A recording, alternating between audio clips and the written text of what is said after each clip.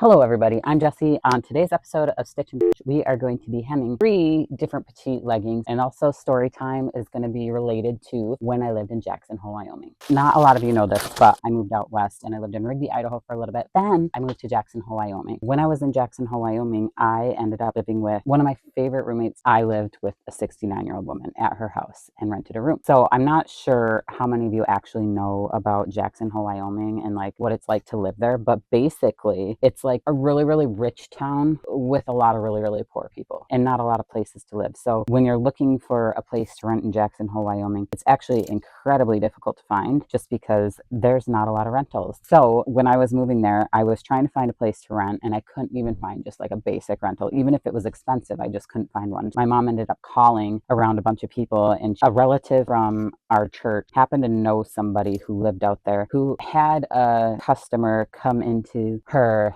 dentist office and say basically like, hey, I know someone who's older, an older woman who's looking for a new roommate. So she called this lady, and the lady's name was Judy, and Judy was like, okay, I'm a little bit nervous to have a roommate who's like 21 years old. Like, that seems nuts. Like, this chick probably parties and whatever. And my mom's like, no, this kid is like super chill. Like, she sews for fun. Like, she doesn't party, she doesn't even do any of these things. Like, this kid is somebody who just like loves to work and loves sewing. And Judy was like, huh? So anyways, Judy was like, well, I don't know. But then she decided, okay, what the heck, I'll meet her. So I ended up driving all the way over to Jackson Hole, Wyoming to go visit her. It's only like a 2-hour drive. I was just gonna go meet this lady to say like, please let me be your roommate. I went to meet her and she met me, and she was like super skeptical at first, like looking at me like, your mom says you don't drink even. I was like, no, I don't. And she's like, your mom says you like to work a lot. I'm like, yes, I do.